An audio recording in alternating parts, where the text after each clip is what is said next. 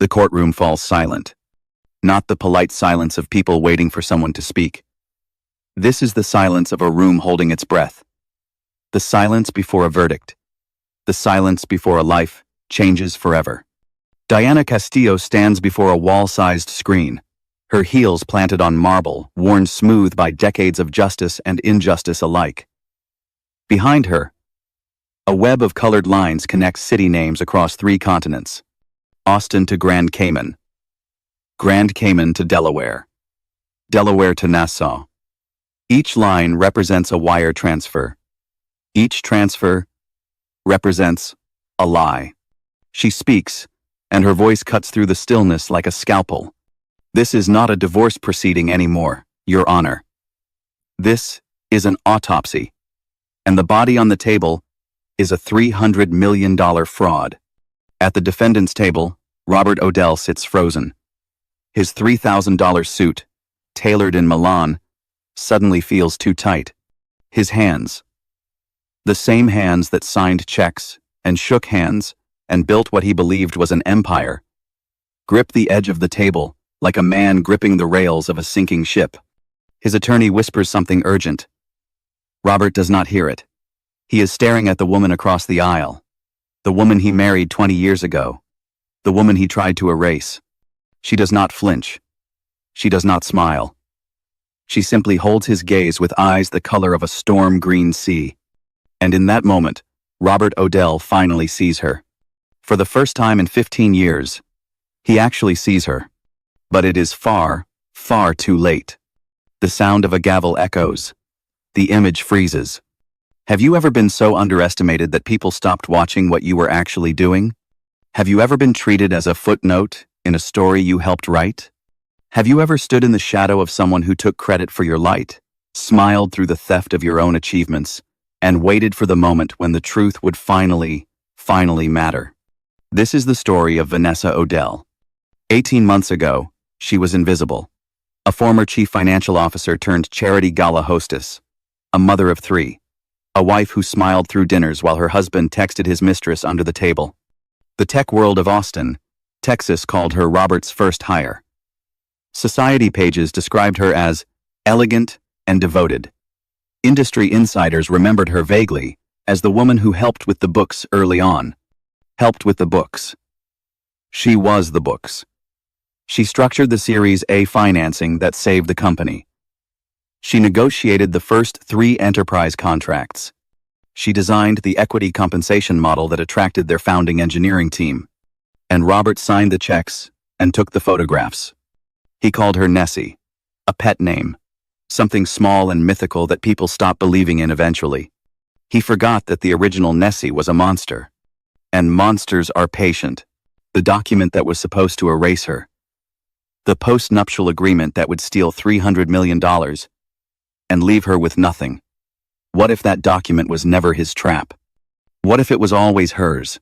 And what did it cost her to wait 18 months, watching the betrayal unfold, letting her husband believe he was winning, just so she could take everything? This is the story of how Vanessa Odell became invisible so she could become unstoppable. The scratch of pen on paper echoes. We see a woman's hand, signing a document. The hand is steady. The eyes above it are calculating. Before we begin this story of patience, strategy, and the most devastating legal trap in Texas divorce history, if you have not already, subscribe to the Isle of Secrets and turn on notifications. Because what happens next took 18 months to build, and it is worth every minute. 8 months before the courtroom. Morning light streams through floor-to-ceiling windows. The hum of an espresso machine. The distant sound of a car pulling away. The Odell estate sits on 11 acres in Westlake Hills, where the Austin elite build monuments to their success and call them homes. 6 bedrooms. A wine cellar. Robert calls the cave. A pool house that has not hosted a party in 3 years. Limestone walls that catch the Texas sunrise and hold it like a secret.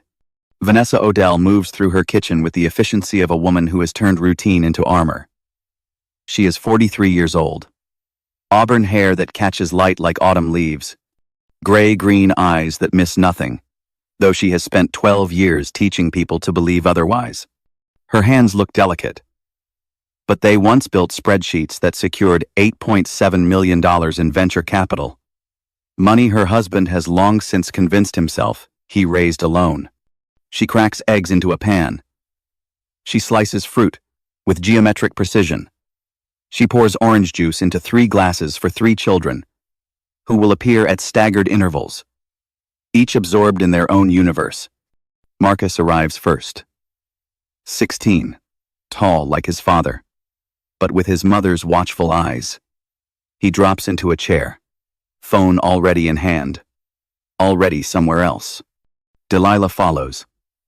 14 and fierce, wearing a vintage band t-shirt she found at a thrift store and considers a personal triumph. She takes a plate without looking up. Theo comes last. 11, still young enough to hug his mother good morning, which he does before attacking his eggs with the enthusiasm of a boy who has not yet learned that mornings are meant to be dreaded. Dad already gone? Marcus asks, though the question is not really a question. It is an observation dressed as curiosity. Early meeting, Vanessa says. Her voice is warm and even. The acquisition talks are heating up. He is never here anymore, Delilah mutters into her orange juice. He is working hard for all of us, Vanessa replies. And it is true.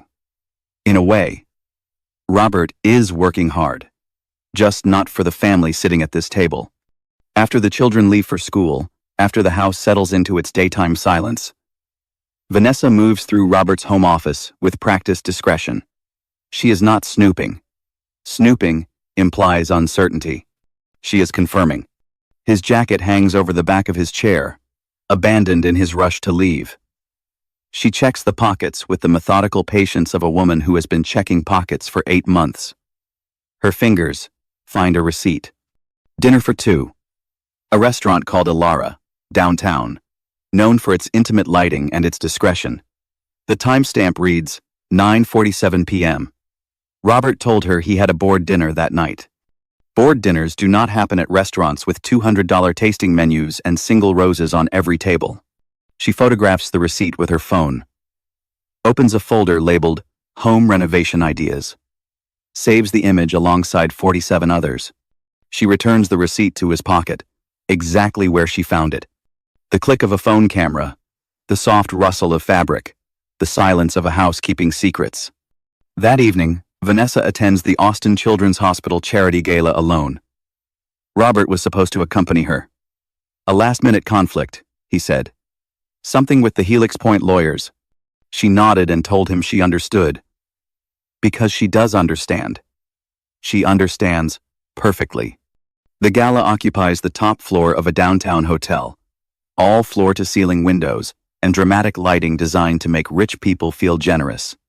Vanessa wears a deep green dress that matches her eyes and a smile that matches nothing she feels. She works the room with practiced grace. A handshake here. A compliment there. A laugh at a joke that was not funny, but was told by someone who writes large checks. This is her role now. This is what she has been reduced to. She hears fragments of conversation as she moves. Oh, Robert's wife?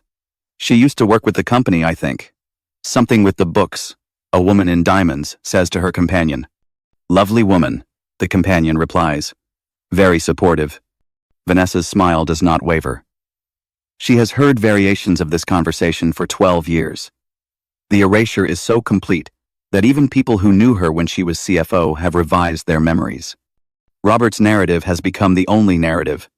She collects a glass of champagne from a passing waiter and finds a quiet corner near the windows. The city spreads below her, glittering and indifferent. She built part of that skyline. Odell Systems occupies 3 floors of the glass tower to the east, a company valued at $300 million, a company that would not exist without the financial architecture she designed in the early years, a company that has her fingerprints on its foundation and her husband's name on its door. She sees Robert before he sees her. He enters the gala 45 minutes late, having apparently resolved his conflict with the Helix Point lawyers. He is handsome, in the weathered way of men who have always been told they are handsome. Silver temples, a jawline that photographs well, blue eyes that sparkle during investor pitches, and go cold the moment the cameras stop. He works the room in her direction, shaking hands, accepting congratulations on the upcoming acquisition that everyone seems to know about. When he reaches her, he brushes a kiss across her cheek and winks. "Sorry I'm late, Nessie. You know how it is." She does know. She knows exactly how it is. Her eyes track across the room to where Jessica Marlowe stands near the bar, watching Robert with an expression that is not professional. Jessica is the head of human resources at Odell Systems. 34. Ambitious, beautiful in a way that photographs even better than Robert. She is also wearing a bracelet that Vanessa recognizes. A thin gold chain with a single sapphire. Robert bought it 6 months ago. Vanessa found the receipt in his jacket pocket. He told her it was a gift for a client. Vanessa's fingers tighten around her champagne flute. A hairline crack appears in the glass. She sets it down on a nearby table before anyone notices, before the fracture spreads, before she gives anything away. Robert is still talking.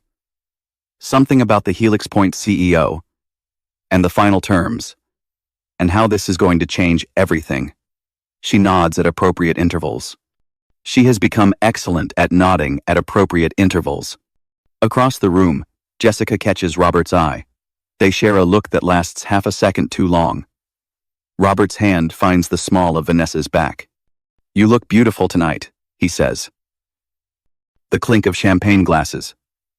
The murmur of wealthy conversation. The crack of glass that no one hears. Later that night, after the gala, after the silent car ride home, after checking on sleeping children who did not wake up, Vanessa finds Robert in his home office.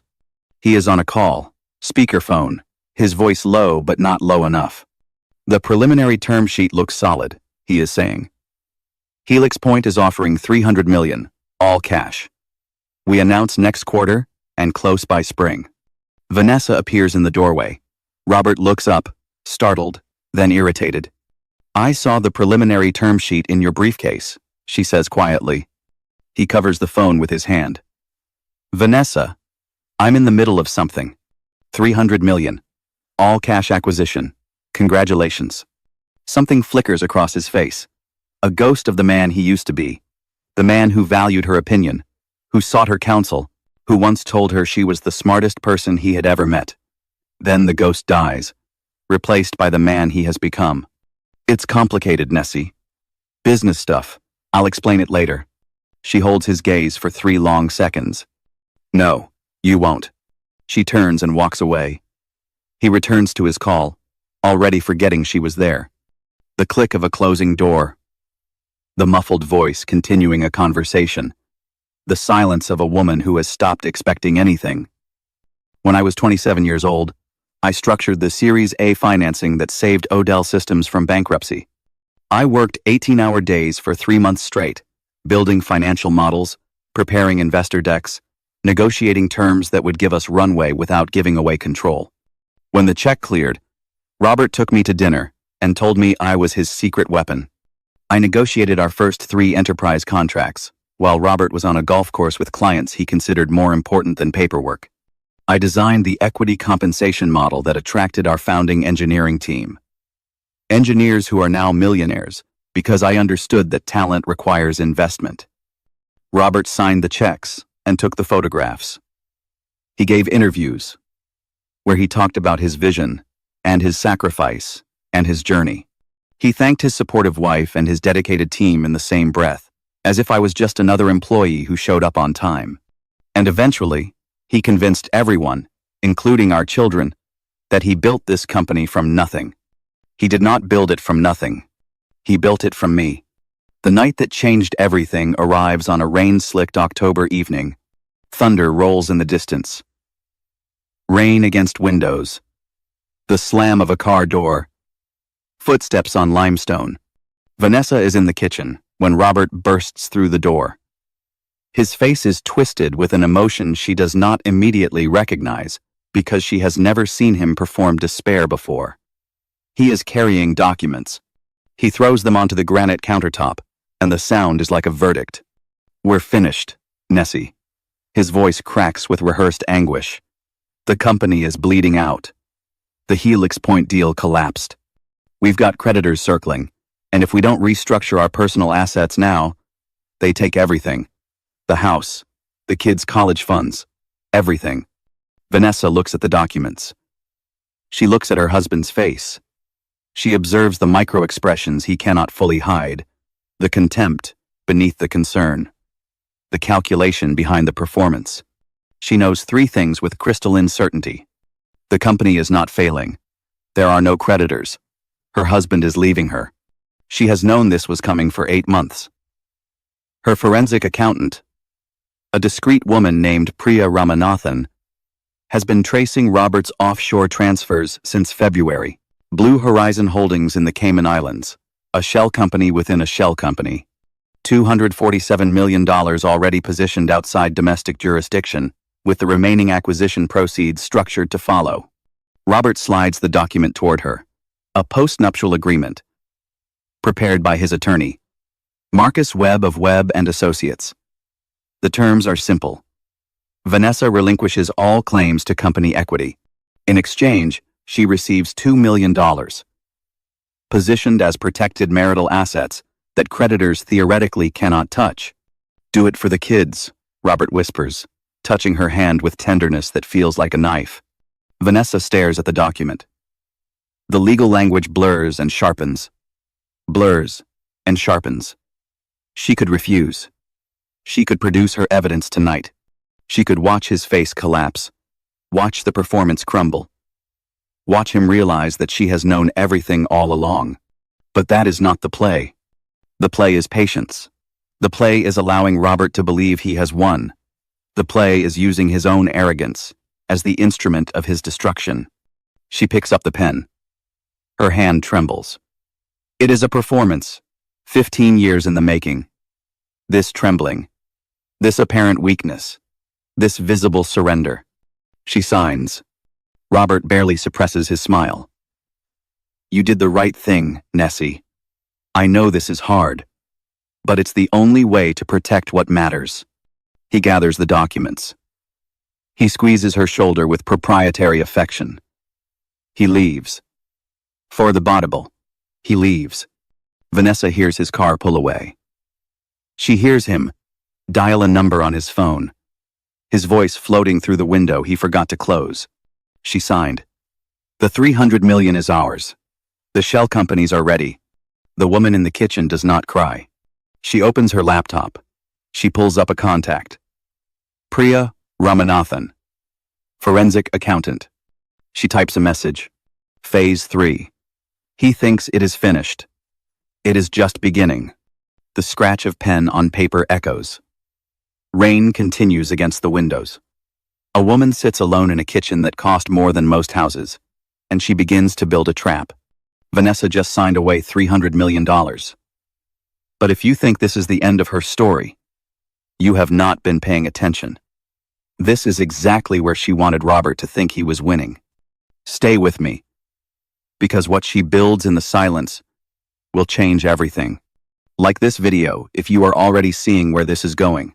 3 days after the post-nuptial agreement, Vanessa meets Priya Ramanathan in a private study room at the Austin Public Library. The rustle of papers, the low hum of fluorescent lights, the muffled sounds of a library going about its quiet business. The location is chosen for its irony. No one looks for financial conspiracies in the stacks. No one expects a woman planning the most elaborate legal trap in Texas divorce history to be sitting beneath a poster encouraging children to read. Priya is in her early 50s, Indian American, with spectacles that catch the fluorescent light and a manner that suggests she has seen every trick in the ultra-wealthy playbook. She spreads her findings across the study table, like a surgeon laying out instruments. He started moving money 2 years ago, Priya says quietly. She taps a document. Blue Horizon Holdings, registered in the Cayman Islands. Initial capitalization of $50,000. Funded through what looks like consulting payments from Odell Systems. Vanessa studies the organizational chart Priya has created. Lines connect Austin to Grand Cayman to Delaware to Nassau. Each line represents a wire transfer. Each transfer represents a betrayal. Walk me through the layers, Vanessa says. Her voice is calm, professional. The voice of a woman who used to run the finances of a company worth hundreds of millions. Priya nods. Blue Horizon Holdings is the primary offshore vehicle. It's owned by a Delaware LLC called Cobalt Ventures, which provides domestic liability, protection, and tax advantages. Cobalt is in turn held by something called the Meridian Fiduciary Trust, which is administered out of the Channel Islands and has no U.S. reporting requirements. And RJM Partners? Priya almost smiles. That's the Bahamian entity at the bottom of the structure. Robert James Mitchell Odell's initials. His ego could not resist signing his own crime. Vanessa is quiet for a long moment, studying the map of her husband's betrayal. $247 million, routed through 4 jurisdictions. Hidden behind 3 layers of corporate structure.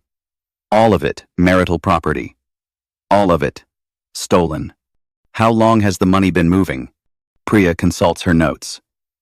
The first significant transfer was 14 months ago, roughly $50 million. Then another $75 million, 8 months ago. The rest has moved in smaller tranches over the past 6 months, accelerating significantly after the Helix Point acquisition was announced. He has been planning this since before the Helix Point offer was public. The acquisition just accelerated his timeline, Priya confirms. He had to get the structure in place before the deal closed, before the money hit accounts that you might see. She pauses. Mrs. Odell, I have to say, in my experience, most spouses do not catch this kind of thing until it is far too late. You came to me 8 months ago, before he had moved the majority of the funds. How did you know? Vanessa considers the question. It deserves an honest answer. I was his CFO for 3 years. I know how he thinks about money. I know his patterns, his tells, his habits. When he started taking calls on the patio instead of his office, when he started password protecting devices he never bothered to secure before, when he started lying about small things that did not matter, I knew he was building towards something. She gestures at the documents spread across the table. I just did not know it would be this. Priya is quiet for a moment. Then she asks the question that matters. Can we prove duress on the post-nuptial agreement? Vanessa shakes her head slowly. Possibly. But duress is subjective. Robert will argue I signed voluntarily. He will say, I was upset, emotional, not thinking clearly, but that I made my own choice. A good attorney could make that argument stick. There is another way, Priya says. Her voice is careful now. The voice of someone approaching a delicate topic, a way he cannot argue. Tell me. Priya leans forward. Under Texas law, if a spouse signs a legal document that requires full disclosure of marital assets while actively concealing those assets, they have committed perjury by omission. The document becomes voidable. And depending on the specific language, there can be penalty provisions that transfer beneficial interest in the concealed assets to the wronged party. Vanessa processes this. You are saying, I need him to sign something that obligates him to disclose while he is still hiding the money. Exactly. And the language has to be specific. It has to be airtight. It has to be something he cannot claim he misunderstood. Vanessa stares at the wall of evidence, the shell companies and wire transfers and foreign accounts that represent 20 years of her life converted into secrets. Then I need a very good attorney, she says. Priya slides a card across the table.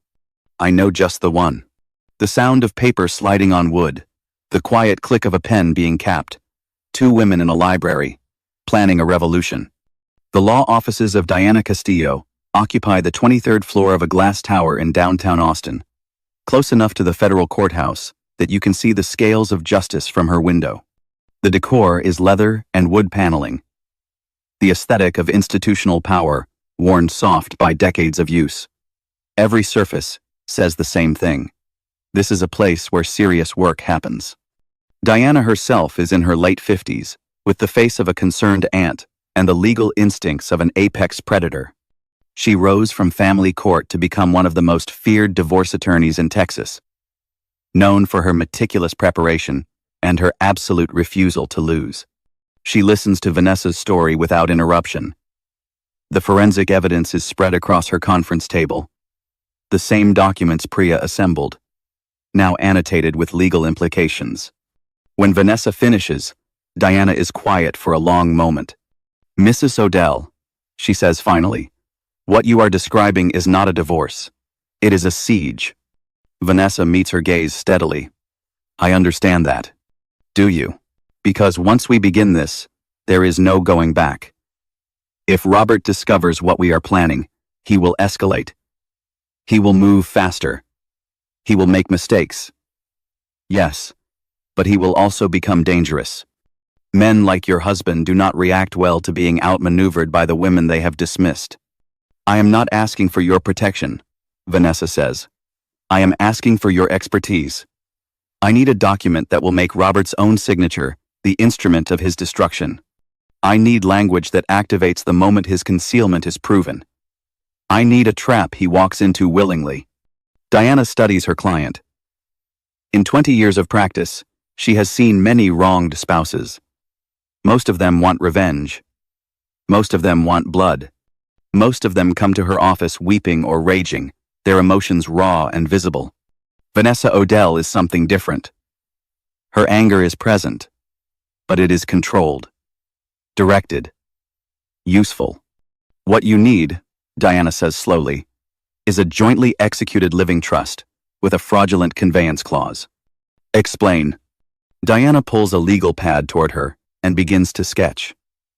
Under Texas law, when both spouses sign a living trust, they are creating a binding agreement about how their assets will be managed and distributed.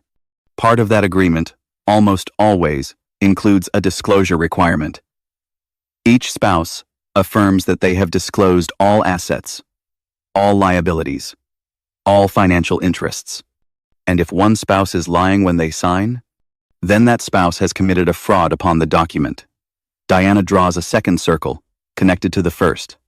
But here is where it gets interesting. If we include a fraudulent conveyance clause, we can specify penalties for non-disclosure. Standard language would void the trust and revert to default divorce law. But we can write something stronger. How much stronger? Diana's smile is thin and sharp. We can write language that automatically transfers beneficial interest in any concealed assets to the family trust, which you would control as the non-offending spouse. 100% penalty reallocation.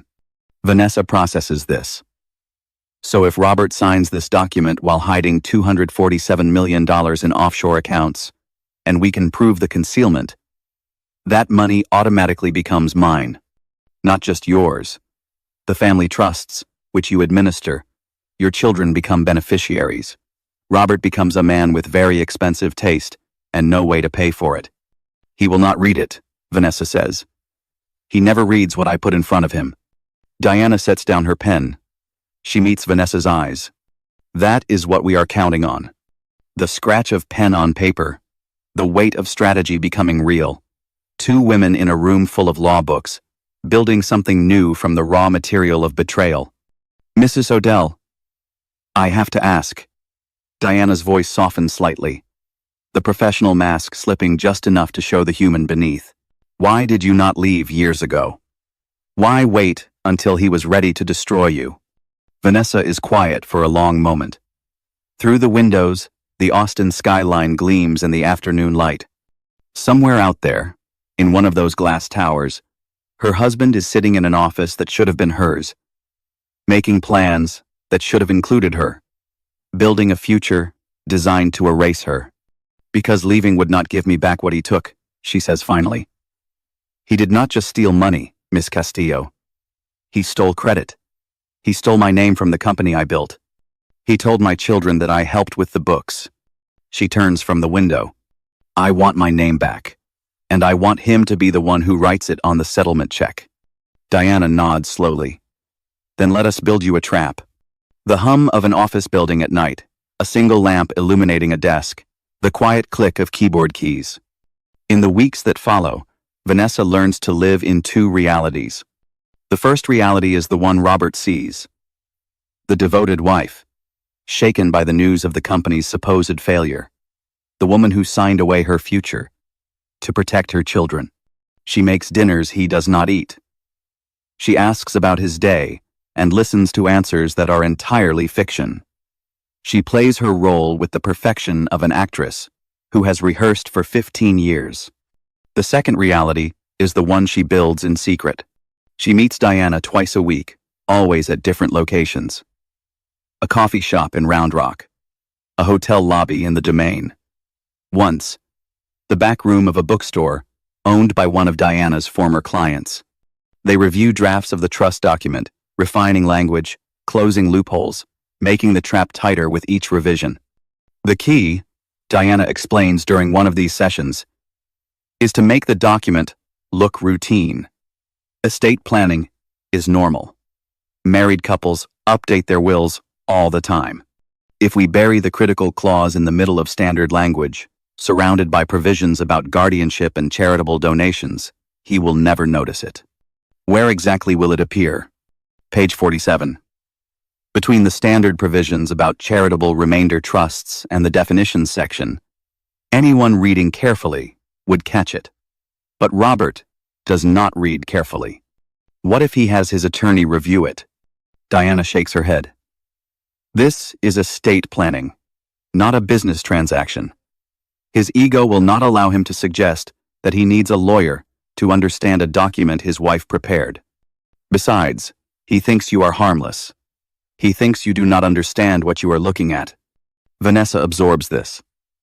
He is right about one thing. I do understand exactly what I am looking at. The second week of construction, Vanessa's focus is interrupted by an unexpected complication. She is in the pool house, which has become her unofficial war room. The architecture of Robert's betrayal, laid out in careful order. She is reviewing Priya's latest analysis when she hears the sliding glass door open. Mom? She turns.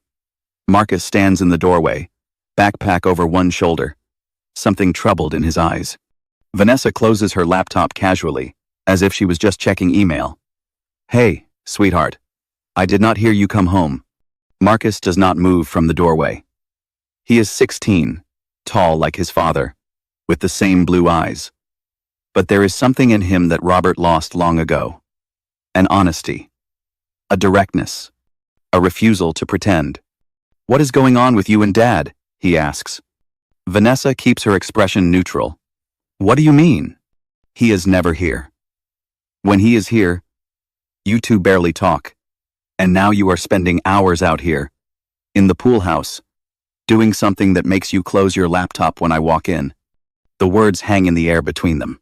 Vanessa has imagined this conversation 100 times. She has planned what she would say, how she would protect her children from the truth until the right moment. But Marcus is not a child anymore. He sees more than she gave him credit for. Your father and I are going through a difficult time, she says carefully. There are some business complications with the acquisition, and we are both under a lot of stress. Is he having an affair? The question lands like a physical blow. Vanessa forces herself to keep breathing, to keep her face steady, to not give anything away. Why would you ask that? Marcus shrugs, but the gesture is not casual. Because I have seen him looking at his phone like it is more interesting than any of us. Because he lies about where he is. And I can tell he is lying because he over-explains. Because he looks at you like you are a piece of furniture he forgot he owns. Vanessa stands. She walks to her son, and for a moment, she is not a woman building a legal trap. She is just a mother, trying to protect a child who is too smart for simple protection. Marcus. She takes his hands in hers. Some questions will be answered when you are older. I will not lie to you. Ever. But I also will not burden you with things you are not ready to carry. Can you trust me to handle this? He searches her face. Whatever he finds there seems to satisfy him, at least partially. Just promise me you are not going to let him win, he says.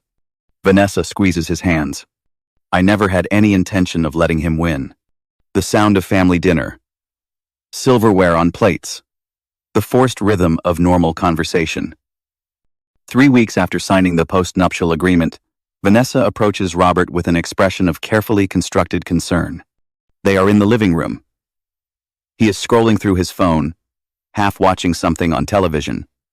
The children are upstairs, doing homework or pretending to. Robert, we need to talk about estate planning.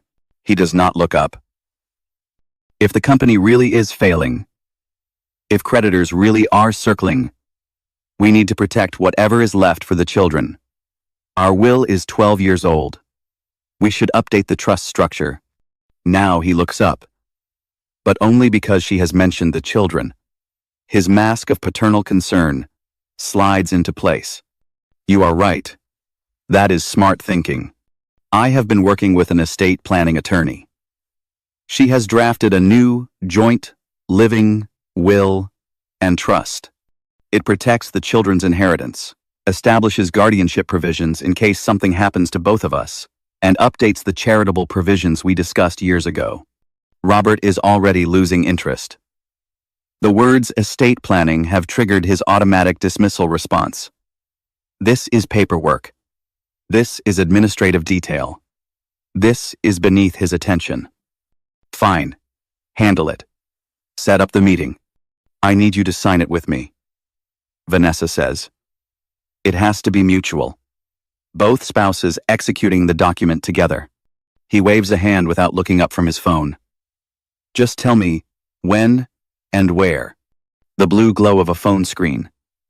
The sound of dismissal. A husband signing his own destruction before he even knows the terms. The signing takes place in Diana Castillo's office on a Tuesday afternoon. Robert arrives 12 minutes late, already irritated by the interruption to his schedule. He is dressed for a board meeting he has afterwards, all tailored wool and French cuffs. He shakes Diana's hand without really seeing her. Let us make this quick, he says. I have investors waiting. Of course, Mr. Odell.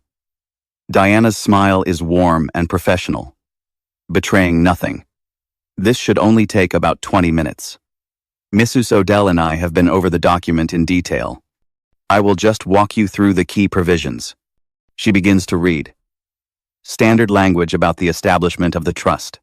Provisions for guardianship of minor children. The designation of successor trustees. Charitable remainder interests. Robert scrolls through his phone, nodding occasionally, not listening to any of it. Vanessa watches her husband from across the conference table. She watches his fingers move across his screen, probably texting Jessica, probably planning their escape to Positano after the divorce is final.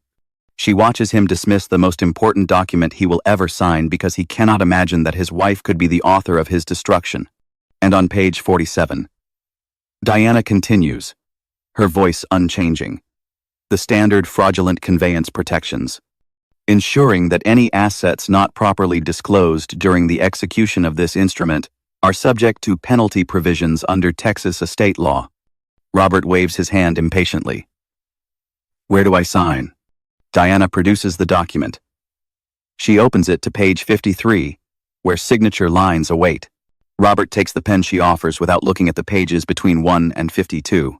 He signs his name with the flourish of a man who has signed 1,000 documents, a man who has always trusted other people to handle the details, a man who has never considered that the details might be the trap. His fingerprints press into the page. His consent is recorded. His fate is sealed. There, he says, tossing the pen onto the table. Diana's expression remains professionally neutral. Of course, Mr. Odell, everything is in order. He stands, adjusts his jacket, and leaves without saying goodbye to his wife.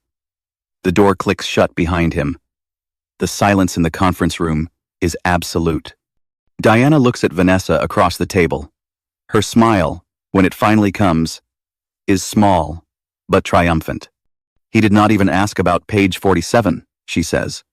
Vanessa exhales slowly, releasing a breath she has been holding for weeks.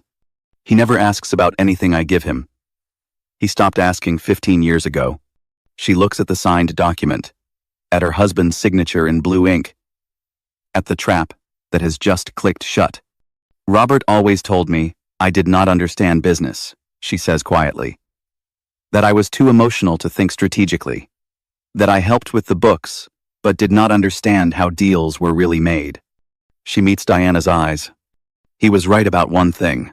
I do understand the books. Every page, every clause, every signature. She touches the document lightly, as if confirming its reality. Including his. The scratch of pen on paper echoes one final time. The sound of a trap completing itself. The silence of a woman who has just changed everything. The trap is set. The signature is dry. Robert has just given Vanessa the weapon that will destroy him, and he has no idea.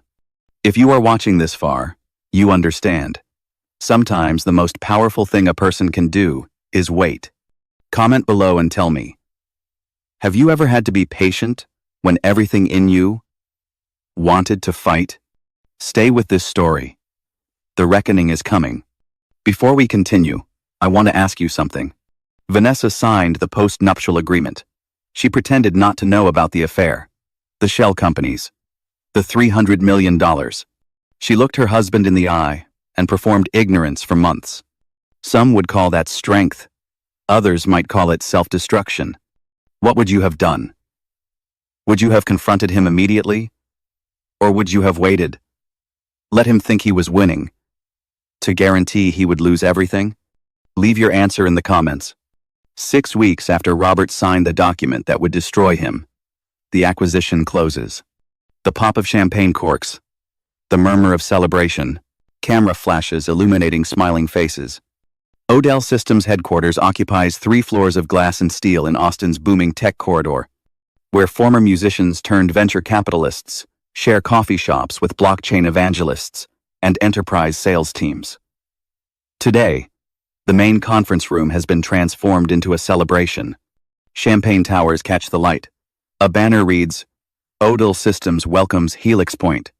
Robert Odell stands at the center of it all, shaking hands, accepting congratulations, performing the role of triumphant founder. He is photographed extensively. He gives quotes to reporters about vision and sacrifice and the American dream. When the formal remarks begin, he takes the podium with the confidence of a man who believes his own mythology. 15 years ago, he says, his voice carrying across the room, I started this company with nothing but a dream and a willingness to work harder than anyone else. There were people who told me it could not be done. There were years when I was not sure we would make payroll. But I believed in this vision, and I never stopped fighting for it. He pauses for effect. The audience applauds on cue. Today, that dream is worth $300 million. More applause. More camera flashes. More validation of a narrative that is entirely, deliberately, false. And of course, Robert adds, almost as an afterthought, I could not have done it without the support of my wife, Vanessa, who has been so supportive from the beginning. Vanessa stands at the back of the room, near the exit. She is wearing a simple black dress, elegant, but not attention-seeking. She applauds politely when her name is mentioned, a smile fixed on her face that means nothing at all. Supportive. That is the word he chose. Not essential. Not foundational. Not the financial architect who built the company's capital structure while he played golf with clients. Supportive. She watches Jessica Marlowe standing near the door, playing her role as head of human resources, clipboard in hand, looking professional and approachable. Their eyes meet briefly. Jessica looks away first. Robert continues his speech. But Vanessa has stopped listening. She is calculating instead. Timelines. Evidence chains. The distance between today and the courtroom. The clink of champagne glasses. The flash of cameras. The sound of a man celebrating a victory he does not yet know he has lost. That evening, Robert arranges a romantic dinner at home. This is new. He has not arranged anything romantic in years. Vanessa recognizes the pattern immediately. The candles, on the dining room table. Her favorite wine, the Sancerre from the vineyard they visited on their 10th anniversary. Soft music playing from speakers she forgot they owned. This is not romance. This is preparation. She dresses carefully. A deep blue dress that photographs well in case documentation becomes necessary. Diamond earrings Robert gave her on their 15th anniversary, before he stopped noticing anniversaries entirely.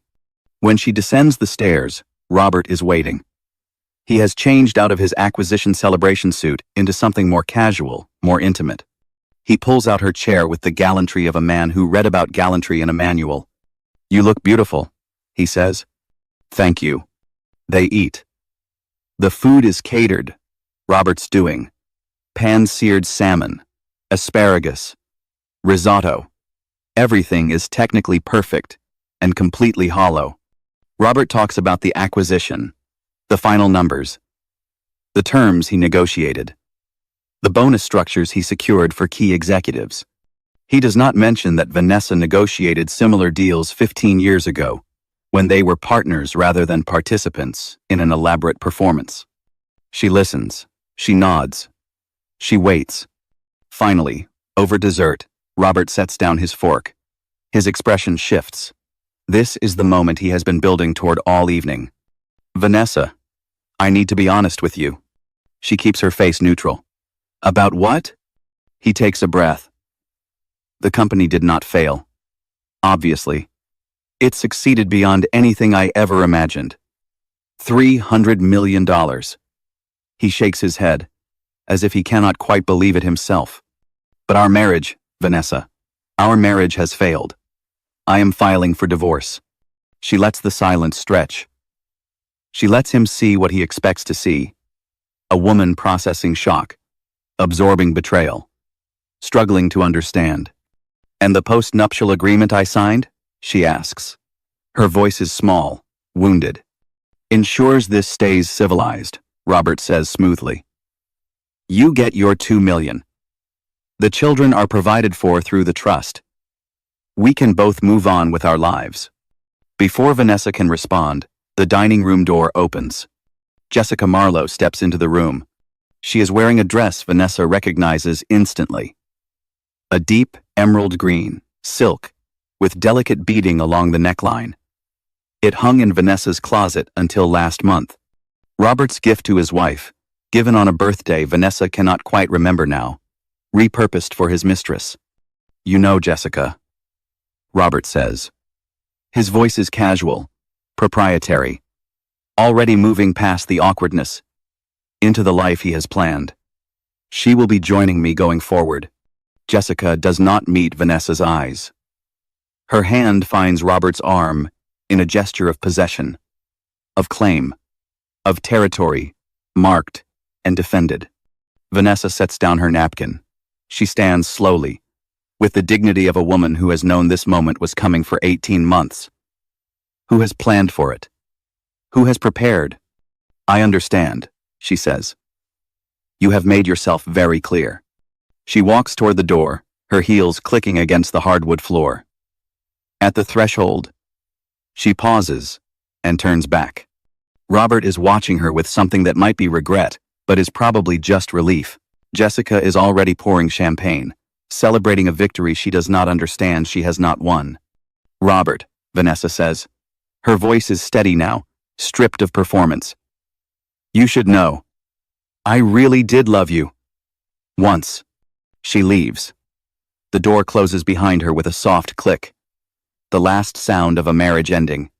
In the dining room, Robert watches her go. Then he turns to Jessica, who is raising a champagne flute. "That went better than I expected," he says. He has no idea. The click of heels on hardwood. The pop of a champagne cork. The sound of a man celebrating in a room he will soon be forced to leave forever. Vanessa drives. She does not drive home. She cannot face the empty kitchen, the evidence of Robert's performance still lingering in candle wax and wine residue. Instead, she drives to the far end of their property, to the pool house that has become her sanctuary, her war room, her place of construction. Rain begins to fall. Windshield wipers beat a steady rhythm, the sound of tires on wet pavement. She parks and sits for a moment, hands on the steering wheel, staring at nothing. For the first time in 18 months, she allows herself to feel it. The grief. Not for the marriage ending. She made peace with that long ago. But for the marriage she once believed in. The man she once loved. The future she once imagined. Filled with partnership and respect. And the gradual deepening of something real. That future was always an illusion. She knows that now. Robert was always who he is. She simply hoped prosperity would sand down his sharper edges. It sharpened them instead. She cries. Not for long. Not dramatically. Just a woman allowing herself 5 minutes of grief for the version of her life that never existed, for the husband who never was, for the children who will learn the truth and carry it forever. 5 minutes. She times it. When the 5 minutes are up, she wipes her eyes with the back of her hand, opens the pool house door, turns on the lights. The evidence is still here, laid out in careful order. The forensic maps, the corporate documents, the wire transfer confirmations, the architecture of betrayal, documented and ready. She opens her laptop, logs into the secure server. Priya established months ago. The offshore accounts are still there. The shell companies are still functioning. Robert has transferred $247 million to positions beyond domestic jurisdiction, exactly as she predicted. His trap is set. So is hers. The difference, she says quietly to the empty room, is that I read the fine print. The sound of rain on a pool house roof, the blue glow of a laptop screen, a woman alone, surrounded by evidence, finally ready to act. I knew this was coming. I planned for this. I prepared. But knowing does not make it easier to hear. Knowing does not erase 20 years. Knowing does not explain to my children why their father chose a woman in a borrowed dress over the family we built. I gave myself 5 minutes to feel everything I could not afford to show. Then, I wiped my eyes, opened my laptop, and confirmed what I already knew. The offshore accounts were fully funded. The shell company network was complete. Robert had moved his money exactly where he thought it would be safe. What he did not know, what he could not imagine, was that the document he signed 3 weeks ago was not an estate planning instrument. It was a weapon, and it was about to go off. Before the courtroom doors open, I want you to think about something. Robert treated Vanessa like she was beneath his notice. He signed documents she prepared without reading them. He dismissed her expertise because he could not tolerate her being his equal. In the end, his own arrogance was the trap. Have you ever watched someone underestimate you and waited for them to learn what that mistake would cost them? Tell me in the comments. The week after Robert's dinner announcement, Vanessa gathers her children in her study. The soft close of a door, the rustle of teenagers settling into chairs, the particular silence of a family about to change. Marcus sits in the leather armchair by the window, arms crossed, already defensive. Delilah curls into the corner of the couch, hugging a throw pillow like armor. Theo perches on the ottoman, legs swinging, not yet old enough to understand why the air feels different. Vanessa looks at her children. 3 faces she loves more than anything she has ever built. More than any strategy she has ever designed. More than the company that bears her fingerprints. And her husband's name. I need to tell you something, she says. And I need you to listen to all of it before you respond. Marcus's jaw tightens. He already knows. She can see it in his eyes. Your father and I are getting a divorce. The words land differently on each child. Delilah's face crumples. Theo's legs stop swinging. Marcus does not move at all. Why? Delilah's voice is small, wounded. The voice of a 14-year-old whose world is rearranging itself without her permission. Vanessa chooses her words with surgical care. Sometimes, adults stop being able to love each other the way they should. Sometimes people grow in different directions. Your father and I have been struggling for a long time. Longer than you knew. We tried to protect you from it. But now, it has reached a point where we cannot stay together. Is it because of that woman? Marcus asks. His voice is flat. Jessica. Something. From his office. Vanessa holds her son's gaze. She will not lie to him. She promised herself that months ago. That is part of it, she says. Yes. Delilah starts crying. Theo looks between his siblings and his mother, trying to understand why everyone is so upset, trying to find his place in this new landscape. Does Dad know you know? Marcus presses. About her? He does now. Good. Marcus's voice carries something cold, something that sounds too much like his father in the worst ways. I hope he feels terrible. Vanessa moves to sit on the couch next to Delilah, wrapping an arm around her daughter's shaking shoulders. I need you all to understand something, she says. Whatever happens between your father and me, he is still your father. He loves you. That part has not changed and will not change. He has a funny way of showing it, Marcus mutters. People are complicated, Marcus. Your father made choices that hurt me, hurt our family. But he is not a monster.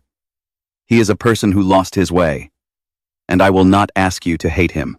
She looks at each of her children in turn. What I will ask is that you trust me to handle this. There are things happening that I cannot explain yet. Legal things. Complicated things. When it is over, when you are older, I will tell you everything. But for now, I need you to focus on school, on your friends, on being kids for as long as you still can. Theo finally speaks. His voice is the voice of an 11-year-old trying to be brave. Mom, can we still get a dog? Vanessa almost laughs, almost cries, holds her son tighter instead. Yes, baby. We can get a dog. It is a small promise, but in this moment, it is the only promise she can keep immediately. The sound of a family holding on, the rustle of tissues, the particular silence of grief, making room for hope. 2 weeks before the court date, Diana Castillo assembles her team. The click of a projector coming to life, the shuffle of legal documents, the hum of fluorescent lights in a conference room, designed for battle. The war room occupies a corner of Diana's law office, windowless by design, walls covered with timelines and evidence maps and photographs of every document Robert Odell has ever signed. Priya Ramanathan sits at the head of the table, forensic analyses spread before her. A trial consultant named David Park reviews witness preparation notes. A junior associate named Christina Torres manages the exhibit list. And Vanessa sits at the center, surrounded by the architecture of her husband's destruction. Diana stands at the whiteboard, marker in hand. Let us walk through the strategy one more time, she says. We have 2 paths to victory. Either one works. Together, they are insurmountable. She writes on the board. Path 1. Fraudulent inducement. Robert obtained the post-nuptial agreement through deliberate misrepresentation. He claimed the company was failing. He claimed creditors were circling. We have documentary evidence that at the moment he made those claims, he was actively transferring $247 million to offshore accounts. That is textbook fraudulent inducement. What is the risk? Vanessa asks. Diana nods at the question. The risk is that his attorney will argue you should have known better, that you were a former CFO, financially sophisticated, and that you signed voluntarily despite having access to information. It is a weak argument, but it is an argument. She writes on the board again. Path 2. The will clause. 3 weeks after the postnup, Robert signed the joint living will and trust. That document contains a fraudulent conveyance clause requiring full disclosure of all marital assets. At the moment he signed it, he was concealing those same offshore accounts. And the penalty? Priya asks, though she already knows the answer. Diana's smile is thin. 100% reallocation to the family trust. Vanessa becomes the sole administrator. Robert becomes a man with very expensive taste and no way to fund it. David Park leans forward. The trial consultant is in his 40s, precise in his observations, experienced in reading juries and judges. The key is Judge Okonkwo, he says. She is a former corporate attorney. She has no patience for wealthy men who treat courtrooms as negotiation theaters. If we present the evidence cleanly, let Robert's own arrogance speak for itself. She will do the rest. What about Robert's attorney? Christina asks. Marcus Webb. Diana makes a note on the board. Expensive, flashy, accustomed to winning through intimidation. He will try to paint Vanessa as a manipulative spouse who trapped her husband. He will try to make the will signing look like entrapment. It was not entrapment, Vanessa says quietly. I presented my husband with a legal document. I asked him to read it. He chose not to. Diana meets her eyes. That is exactly what you will say on the stand. The scratch of marker on whiteboard. The rustle of legal strategy taking shape. The quiet determination of people preparing to win. The night before the court date, Vanessa cannot sleep. She wanders through the estate that has been her home for 15 years, touching surfaces that have absorbed decades of family life. The kitchen island, where she signed away $300 million. The dining room table, where Robert announced his betrayal over her favorite wine. The living room couch, where she read bedtime stories to children who are now too old for bedtime stories. Moonlight through windows. The creak of hardwood under bare feet. The silence of a house, holding its breath. She ends up in Marcus's room. He is 16, too old to be checked on in the middle of the night, but she opens his door anyway. He is asleep, face soft in the darkness, looking younger than he does during the day when he is busy being angry at his father. Delilah's room next. Her daughter sleeps surrounded by stuffed animals she claims she is too old for, but cannot quite give away. Her phone glows on the nightstand, probably still receiving texts from friends she has confided in about the divorce. Theo's room last. He sleeps sprawled across his bed like a starfish. Blankets kicked to the floor. Completely at peace with the chaos of his own making. On his desk is a picture he drew last week, a family portrait with a large golden dog in the center. The dog has not arrived yet. The promise is still pending. Vanessa adjusts Theo's blanket and kisses his forehead. Tomorrow, she whispers, I get our future back. The quiet breathing of sleeping children. The weight of maternal love. The particular courage of a woman about to fight for everything. We are about to enter the courtroom. Everything Vanessa has built. 18 months of patience, evidence, strategy, comes down to the next few minutes. If you have stayed with this story this long, you already know. This is not about revenge. This is about a woman demanding to be seen. Share this video with someone who has ever felt invisible. And stay to the end, because the verdict will change everything. Travis County Superior Court occupies a limestone building in downtown Austin, where the architecture suggests permanence and the proceedings determine futures. The echo of footsteps on marble, the rustle of legal documents, the creak of wooden benches, the particular silence of justice preparing to be served. Vanessa arrives with Diana at 8:45 in the morning. She wears a navy blue suit, tailored but not flashy, professional without being aggressive. Her hair is pulled back. Her makeup is minimal. She looks like what she is. A former chief financial officer. A builder of companies. A woman who understands numbers and documents, and the weight of signatures. Robert arrives at 8:59, 1 minute before proceedings are scheduled to begin. He wears his confidence like a costume, expensive suit, polished shoes, the bearing of a man who has never lost anything he did not choose to give away. His attorney, Marcus Webb, walks beside him. Webb is in his early 60s, silver-haired, with the tan of a man who spends weekends on golf courses that charge more for membership than most people earn in a year.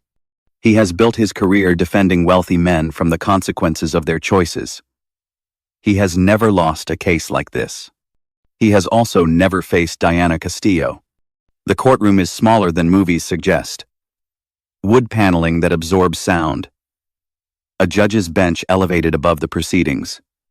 2 counsel tables facing the bench. A gallery with perhaps 40 seats, mostly empty. The Odell children are not present. Vanessa insisted on this. Whatever happens today, they will learn about it later, when she can control the narrative, when she can protect them from the rawness of courtroom combat. All rise, the bailiff announces. The Honorable Judge Mercedes Okonkwo, presiding. Judge Okonkwo enters through a door behind the bench. She is in her late 50s, with reading glasses on a chain and eyes that have seen every lie wealthy men tell.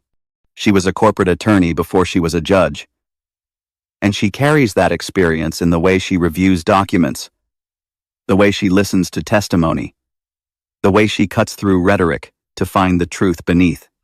"Be seated," she says. Her voice is low and measured. She settles into her chair, reviews the case file before her, and looks up at both counsel tables. This is the matter of Odell versus Odell. Dissolution of marriage with contested property division. She looks at Webb. "Mr. Webb, you filed the petition. Your opening statement."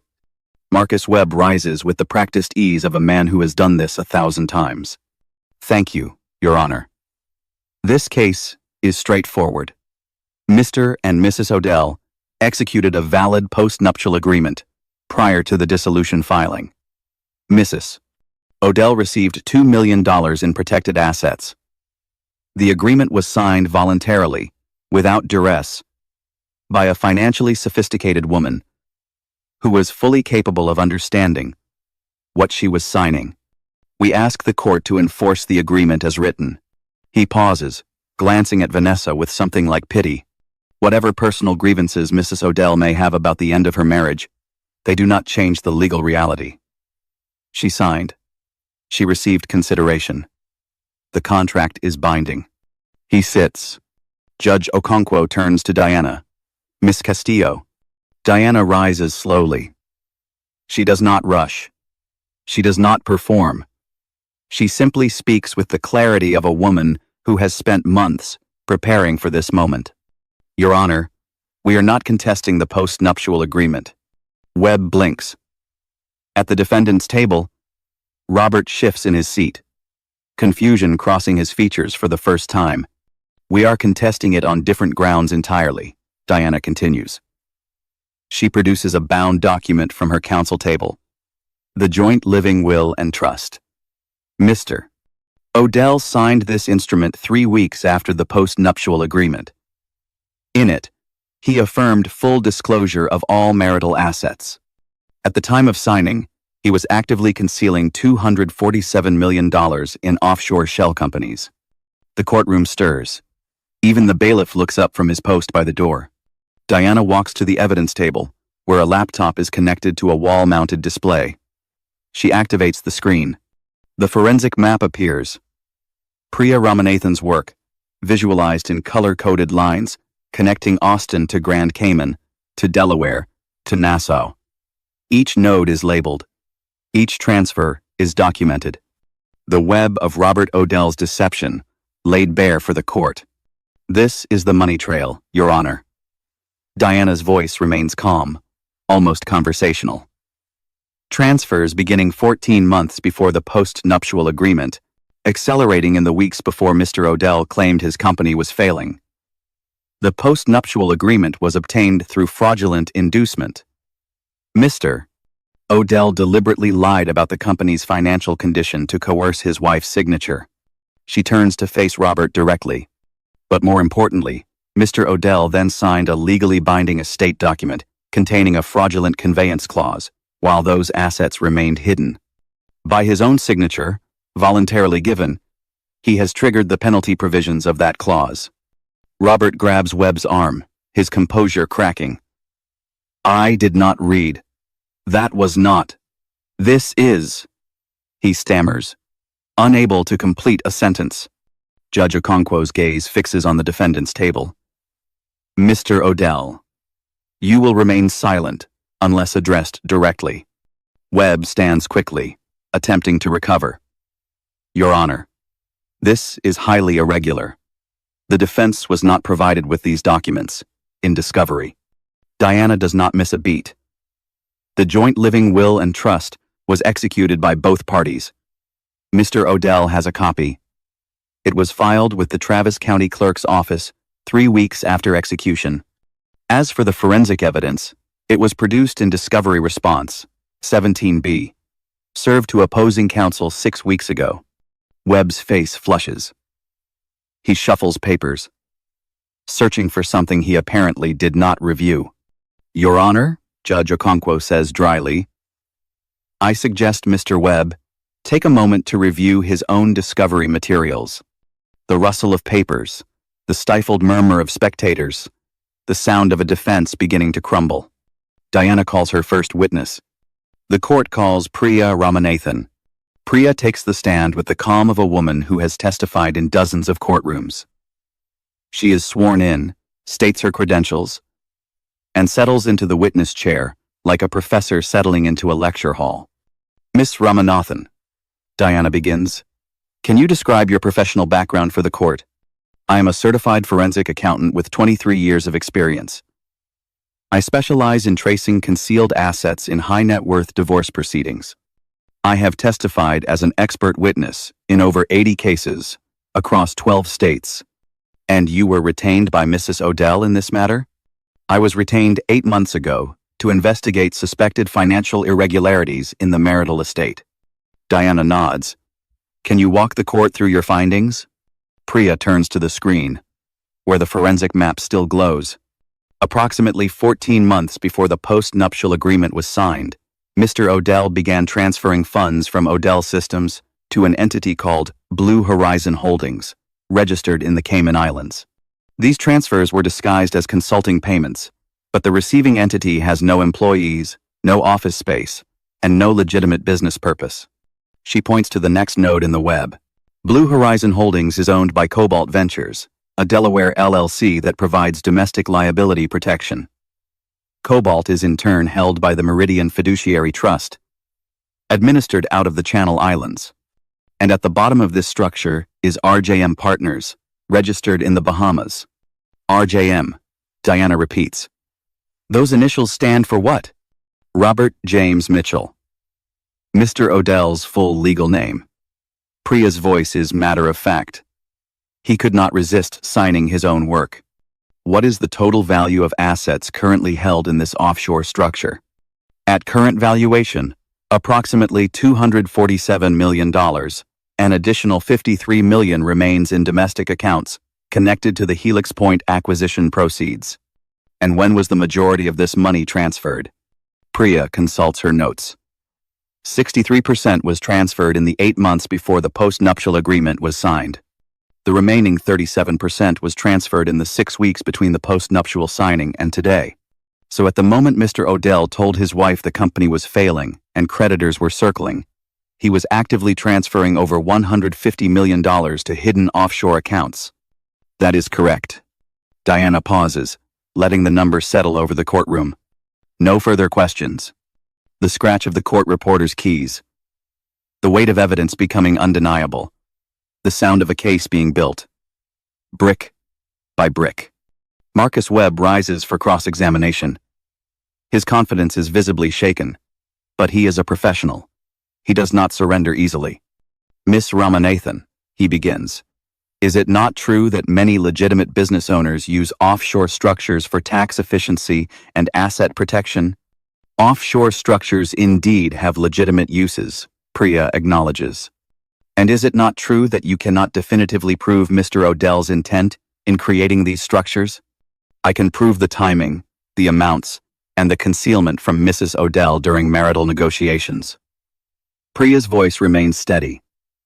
Intent is for the court to determine, but the pattern is consistent with deliberate asset concealment. Webb tries another angle.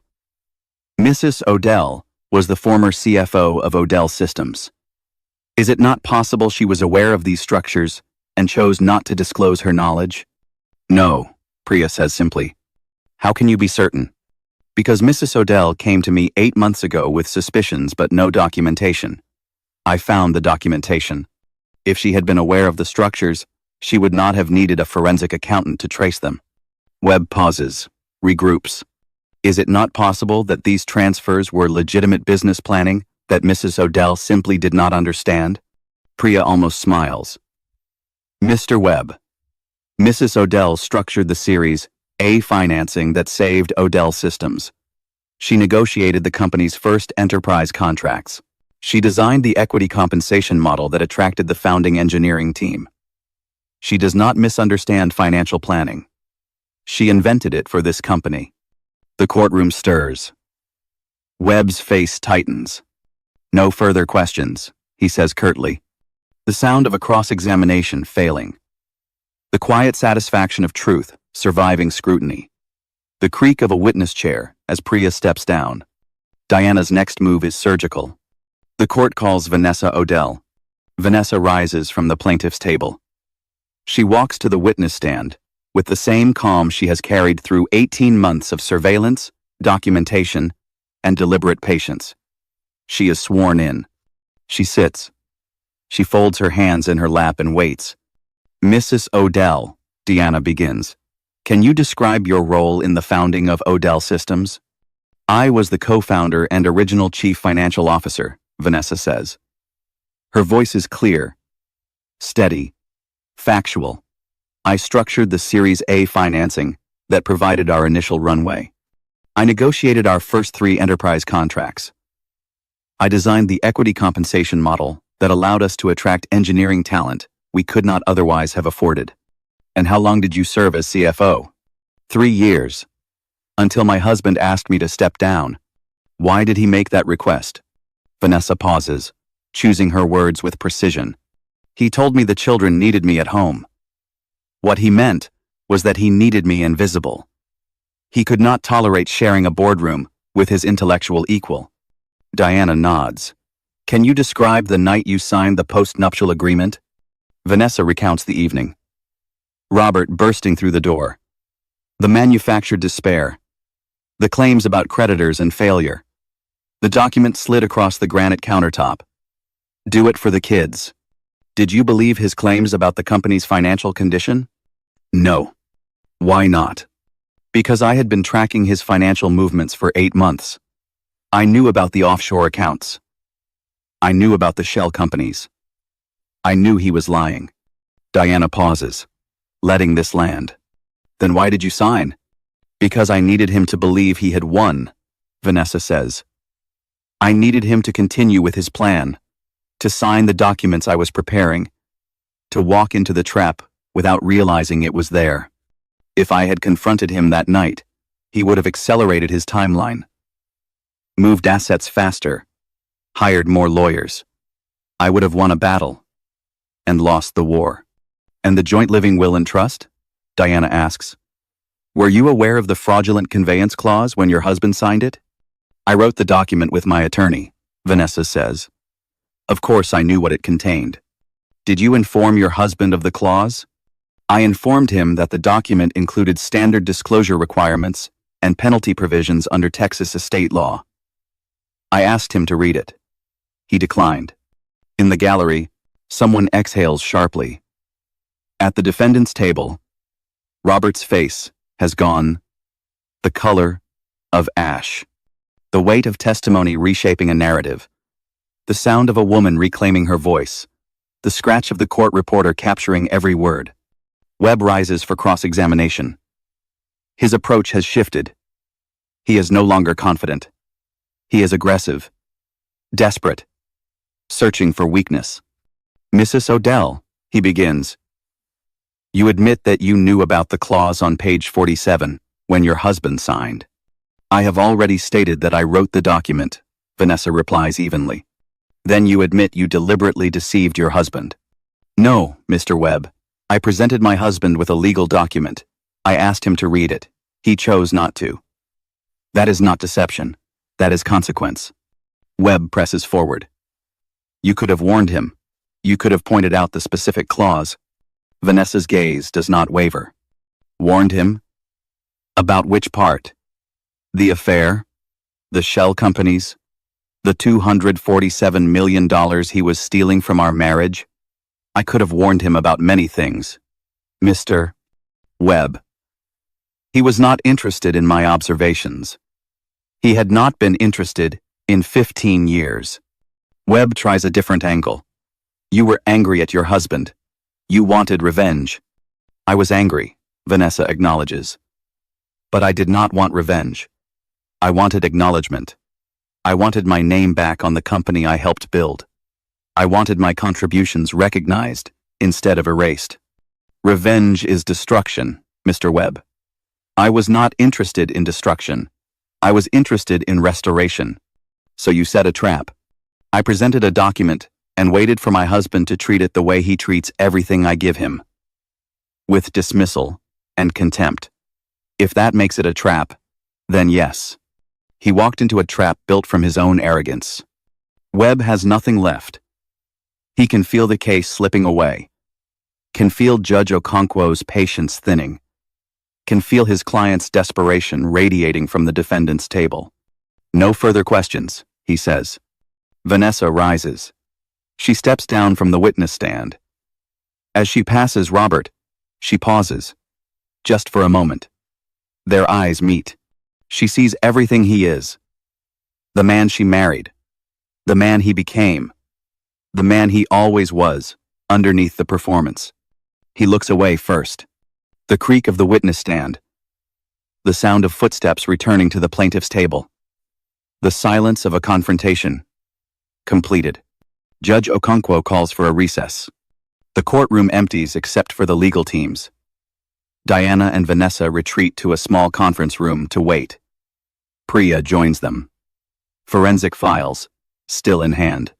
How do you think it is going? Vanessa asks. Diana allows herself a small smile. Better than projected. Webb has nothing. Robert's outburst damaged his credibility. And Judge Okonkwo clearly read the discovery materials that Webb apparently did not. What happens now? The judge will review the evidence, consider the arguments, and issue a ruling.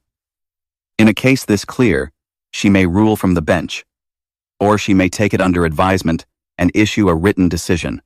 Vanessa looks out the window at the Austin skyline. Somewhere out there, her children are at school, trying to focus on classes while their family restructures itself around them. Whatever happens, she says quietly, I want the children protected. Their trusts, their college funds, their futures. That matters more than anything I receive personally. Diana nods. That is already built into our petition. The family trust provides for them regardless of how the primary assets are allocated. The door opens. A bailiff appears. Judge Okonkwo is returning to the bench. She is ready to rule. The rustle of movement, the weight of anticipation, the sound of history preparing to be made. All rise. Judge Okonkwo returns to the bench. She settles into her chair, adjusts her reading glasses, and reviews the notes before her. The courtroom is silent, except for the ambient hum of the building itself. The electricity running through walls. The air circulation system pushing climate-controlled oxygen through vents designed for justice. I have reviewed the evidence presented by both parties, she begins. Her voice is measured, deliberate, giving nothing away. I have reviewed the post-nuptial agreement, the joint living will and trust, the forensic accounting analysis, and the testimony of both the expert witness and Mrs. Odell. She removes her glasses and looks directly at both counsel tables. I have also reviewed the discovery materials provided by plaintiff's counsel, materials which appear to have been given insufficient attention by the defense. Webb shifts uncomfortably in his seat. Let me address the arguments in order, Judge Okonkwo continues. First, the post-nuptial agreement. She picks up the document from her bench. Mr. Odell claims this agreement was executed voluntarily by a financially sophisticated spouse. Mrs. Odell claims it was obtained through fraudulent inducement. Specifically, Mr. Odell's false statements about the company's financial condition. She sets the document down. The forensic evidence is unambiguous. At the moment Mr. Odell claimed his company was failing and creditors were circling, he was actively transferring $150 million to offshore accounts. He was not protecting assets from creditors. He was hiding them from his wife. The post-nuptial agreement is voided due to fraudulent inducement. Vanessa exhales silently. One down. Second, the joint living will and trust. Judge Okonkwo picks up the second document. This instrument was executed by both parties 3 weeks after the post-nuptial agreement. It contains a fraudulent conveyance clause on page 47, requiring full disclosure of all marital assets and specifying penalties for non-compliance. Mr. Odell signed this document on page 53. She looks at Robert directly. Mr. Odell, did you read this document before signing it? Webb starts to stand, to object, to intercede. But Robert is already speaking. I trusted my wife, he says. His voice cracks with something that might be genuine despair, but is probably just the recognition of defeat. I trusted her to handle the details. Judge Okonkwo nods slowly. You trusted your wife, she repeats. The woman whose contributions you erased from company history. The woman whose career you ended because you could not tolerate her as an equal. The woman you were actively betraying while she prepared your estate documents. That wife. You trusted her. The silence in the courtroom is absolute. Mr. Odell, you signed a legally binding instrument that required you to disclose all assets. You failed to disclose $247 million in offshore accounts. By the terms of your own signature, voluntarily given, those assets are now subject to the penalty provisions of the fraudulent conveyance clause. She puts the document down. Let me be very clear about what has happened here. Mr. Odell spent 18 months planning to steal $300 million from his marriage. He created shell companies. He moved money offshore. He lied to his wife about the company's finances. He presented a post-nuptial agreement designed to leave her with nothing. She pauses. And then he signed a document without reading it, because he believed his wife was too simple to understand what she was putting in front of him. Because he had spent 15 years training himself to ignore her. Because his arrogance blinded him to the most basic precaution any businessman should take, reading a contract before signing it. She looks at Vanessa. Mrs. Odell did not entrap her husband. She presented a document. She asked him to read it. He declined. That is not entrapment. That is consequence. The scratch of the court reporter's keys. Recording every word. The weight of judgment crystallizing. The sound of fate. Arriving at a defendant's table. Judge Okonkwo delivers her final ruling. The post-nuptial agreement is voided due to fraudulent inducement. Mr. Odell deliberately misrepresented his company's financial condition to coerce his wife's signature. This court does not reward deception. Furthermore, the joint living will and trust, executed by both parties, contains a valid, fraudulent conveyance clause. Mr. Odell signed this document while actively concealing assets he was legally obligated to disclose. By his own signature, he has transferred beneficial interest in those assets to the family trust. Mrs. Odell is hereby awarded full control of the Odell family trust, including all assets previously concealed in offshore accounts. The total value, per forensic accounting, is $247 million in offshore positions and $53 million in domestic holdings. Approximately $300 million in total. Mr. Odell retains personal property not covered by the marital estate, his clothing, his vehicle, and his reputation, such as it remains. This case is closed. The sound of a gavel striking wood. The exhale of a courtroom releasing tension. The creak of chairs as people rise, uncertain how to respond to what they have witnessed. Robert stands frozen at the defendant's table. His empire, built on borrowed genius and buried lies, has collapsed in a single afternoon. Webb whispers something about appeals, about higher courts, about options that do not actually exist. Robert does not hear him. He is staring at Vanessa, finally seeing her. For the first time in 15 years, Vanessa rises from the plaintiff's table. She adjusts her jacket. She picks up her briefcase. She meets her husband's gaze across the aisle that will soon legally divide them forever. Vanessa, Robert says. His voice is barely a whisper. Nessie, please. She walks toward him.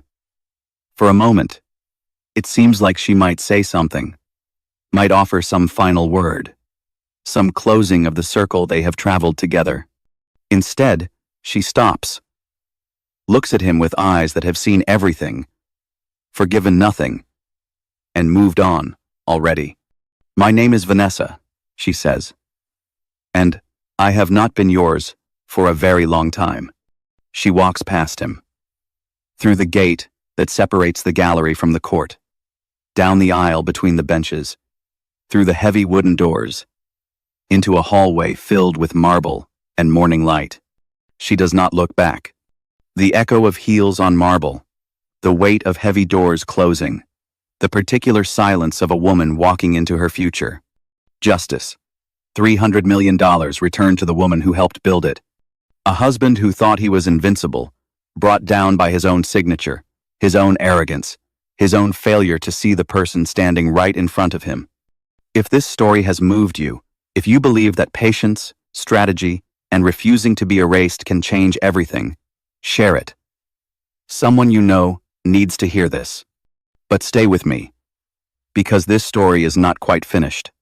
What Vanessa does with her victory matters more than the victory itself. 3 months later, morning light through floor-to-ceiling windows, the hum of a city going about its business, the quiet of an office that has changed hands. The Odell Systems headquarters looks different now. Not the building itself.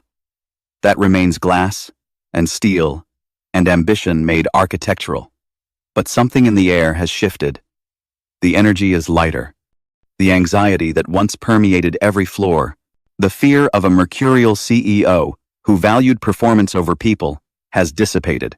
Vanessa Odell sits in what used to be Robert's corner office. The desk has been replaced. The artwork has been removed. Those aggressive abstracts that Robert chose to intimidate visitors, replaced with photographs of Austin's natural landscape, the hill country rolling green toward horizons that promise possibility. The acquisition proceeded, restructured after Robert's disgrace. Helix Point's legal team had questions about the concealed assets, about the shell companies, about whether the transaction had been conducted in good faith. Vanessa answered those questions with transparency that shocked executives accustomed to corporate obfuscation. She also made demands. Equity participation for long-term employees. Retention bonuses for staff who had built the company alongside her, back when Robert was taking credit and she was doing the work. Career pathways for mid-level managers who deserved opportunities they had never been given. A restructured corporate culture that valued contribution over visibility. Helix Point agreed to everything. They recognized what they were acquiring. Not just a software company, but a leadership team that had survived 2 decades of toxicity and still delivered results. They also recognized Vanessa herself. The ghost CFO. The erased co-founder.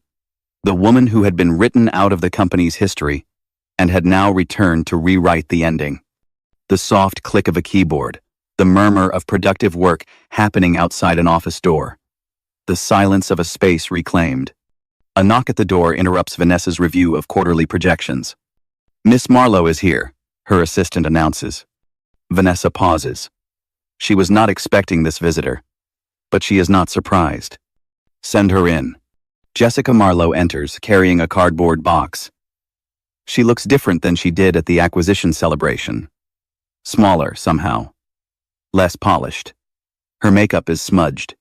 Her designer dress, a different one this time but no less expensive, looks borrowed now that she can no longer afford to buy another. "I came to collect my things," Jessica says. Her voice is quiet, stripped of the confidence that once made her dangerous. "And to tell you," she stops. Whatever she was going to say dissolves into uncertainty. "You do not owe me anything," Vanessa says. Her voice is neither cold nor warm. It is simply finished, the voice of a woman who has processed an injury and moved on. Jessica sets down her box. "I know, but I wanted you to know that She trails off again. "I am sorry. For whatever that is worth." Vanessa considers the woman standing in her office. Robert's mistress. The woman who wore Vanessa's dress to announce Vanessa's replacement. The ambitious HR director who saw an opportunity and took it without considering the cost to anyone but herself. She should feel anger. Perhaps she did. Once. But anger requires energy, and Vanessa has redirected all her energy toward building. You were useful to him, Vanessa says finally. So was I, once. Jessica's eyes fill with tears. She tries to blink away. He loved you, she says. In his way. He told me you were the smartest person he ever met. He just could not admit it anywhere else. The words hang in the air between them.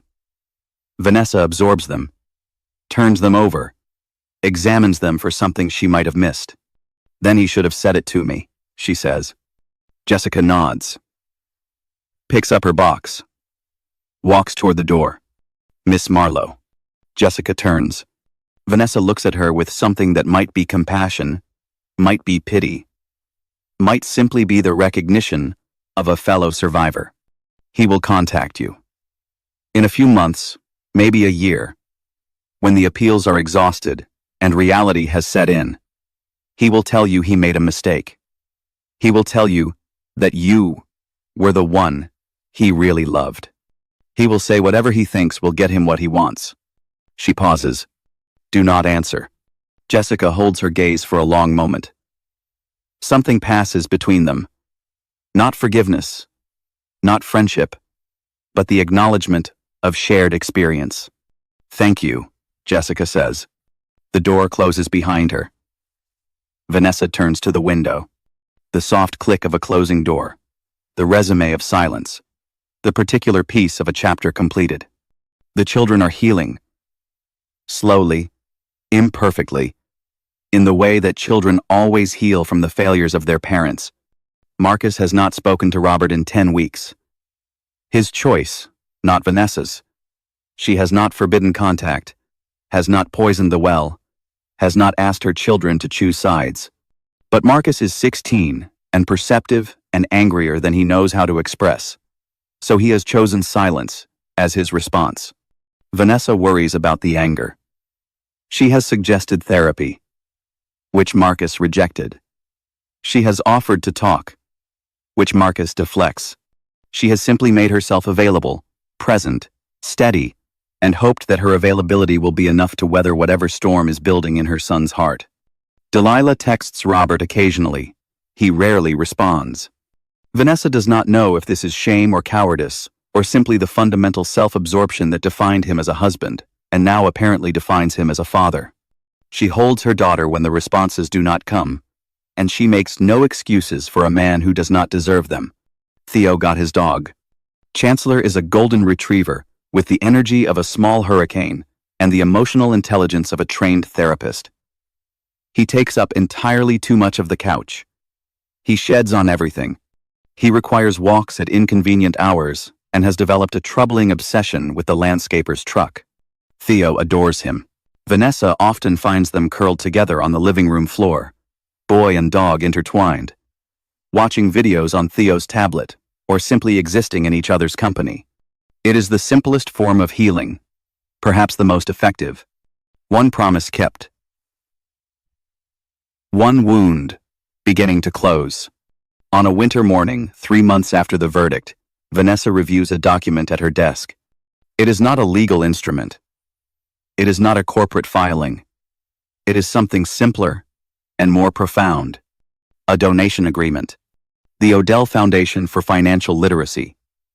That is the name she chose. Not the Vanessa Odell Foundation, though Diana suggested it. Not the Odell Family Foundation, though her accountant recommended it for tax purposes. The Odell Foundation for Financial Literacy. Because the name Odell still means something, still carries weight, still opens doors.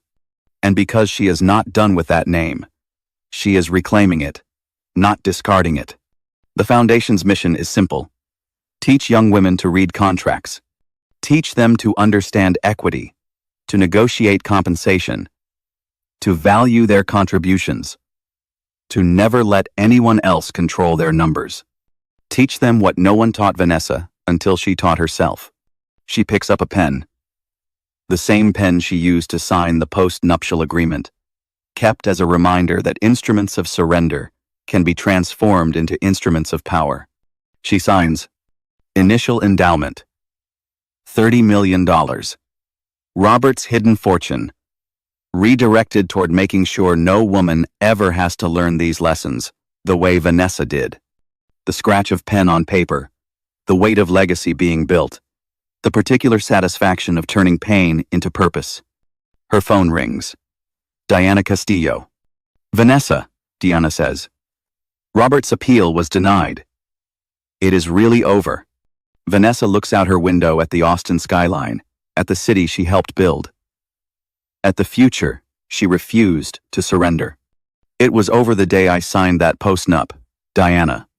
He just did not know it yet. She ends the call. She sets down her phone. She stands at the window for a long moment, watching morning light spread across glass and steel and limestone. The man she married is gone. Not dead, just diminished, reduced to legal filings and failed appeals. And the slow realization that his mythology was always a fiction, sustained by the people he dismissed. The woman she became is still here, stronger, clearer, more certain of her value than she has ever been. That woman has work to do. The end of a phone call. The beginning of a morning. The particular energy of someone ready to build again. People ask me if I feel vindicated, if destroying Robert was satisfying, if watching him lose everything he stole brought me joy. They do not understand. I did not destroy Robert. He destroyed himself. I simply made sure his destruction was documented, legal, and final. The hardest part was not building the trap. It was not waiting 18 months or pretending I did not know what he was doing. The hardest part was letting go of the version of him I fell in love with 20 years ago. The man who looked at me like I was the most brilliant person he had ever met. The man who said we were partners, co-founders, equals. That man might have been real once. Or maybe I invented him because I needed to believe someone could see me that clearly. I will never know. And it does not matter anymore. What matters is this. I am standing in my own light. On my own terms. In a company that bears my name. Because it always should have.